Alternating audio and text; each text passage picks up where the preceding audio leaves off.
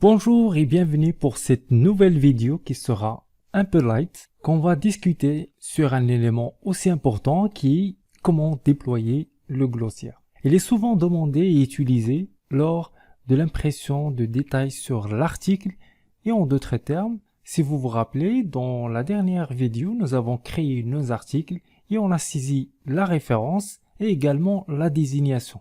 Néanmoins, la zone de saisie de désignation ne permet pas d'ajouter un texte un peu long qui montre la description technique ou fonctionnelle de l'article. C'est pour ça qu'on fait référence au glossiaire afin de bien mettre du texte même si il est long. La liste de glossiaires permet de créer, de consulter, modifier ou supprimer les glossiaires. Toutes les fonctionnalités attachées aux listes peuvent être utilisées. Bien évidemment, le nombre de glossiaires n'est limité que par la taille du fichier. Il affiche les informations suivantes, à savoir les raccourcis de sélection de glossiaire, son intitulé et également son domaine symbolisé par une icône soit article ou bien document. Je vais vous montrer comment le faire. Allons-y sur le logiciel C'est Gestion commerciale. Pour créer les glossiaires, il faut passer par le menu Structure et puis en bas, Glossiaire. Comme je viens de le dire, la liste de glossiaires affiche les informations suivantes. Un raccourci, l'intitulé et le domaine. Nous avons ici le glossiaire, les glossiaires articles et les glossiaires documents. Pour créer un nouveau glossiaire, on va cliquer sur Nouveau. Cette fenêtre affiche deux volets, le volet identification et le volet association. Le volet identification il se compose de l'intitulé, le domaine et la période et également le raccourci.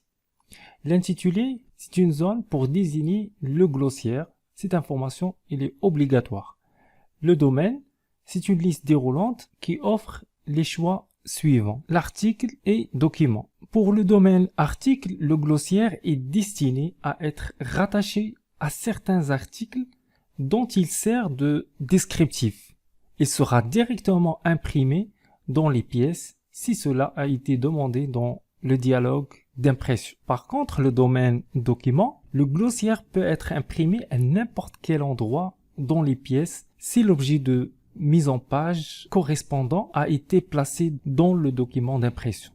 En d'autres termes, on va mettre le texte de glossiaire dans la mise en page des pièces, quels que soient des documents de vente ou bien des documents d'achat. Par exemple, les conditions générales de vente, également les délais de paiement et d'autres informations, parfois juridiques ou bien informatifs.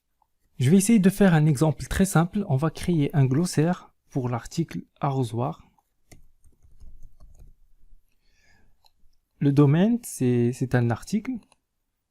On va faire un raccourci, par exemple ARR. Concernant la période, ces deux zones servent à enregistrer la période de validité du glossiaire considéré. Par contre, si le glossiaire doit être permanent, n'enregistrez aucune date.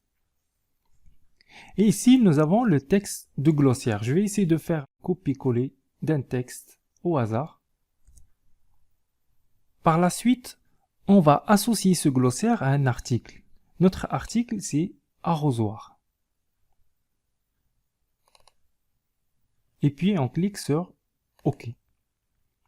Je vais essayer de faire un devis rapidement sans expliquer les détails comment créer un devis parce que ça sera l'objet de la phase suivante qui est les documents de vente. Pour créer un devis, on va passer par le menu Traitement, Documents de vente, Devis nouveau. OK. Et on va choisir un client au hasard, F4 Duquin par exemple. Et on va faire tabulation. Et on va valider. Et on va choisir notre article qui est arrosoir. F4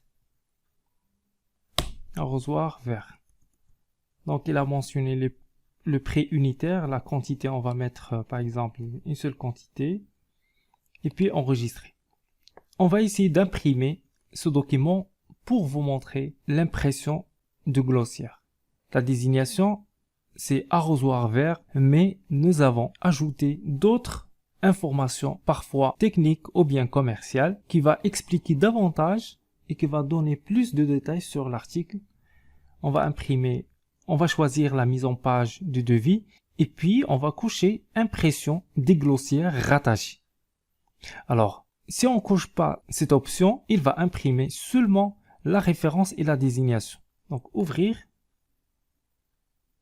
Et par la suite, OK. Et voilà notre devis pour le client du cas. Et la référence arrosoir, désignation arrosoir vert. Et par la suite, notre glossiaire a été bien imprimé. Si on ne choisit pas l'option d'impression de glossiaire rattachée à l'article, alors tout simplement, il va imprimer juste la référence et la désignation. Voilà. En résumé, le glossiaire permet d'enregistrer les textes qui seront mentionnés directement dans les pièces ou qui vont servir de descriptif à certains articles. Et voilà, ça sera tout pour cette vidéo. Je vous donne rendez-vous à la prochaine épisode. Portez-vous bien et à très bientôt.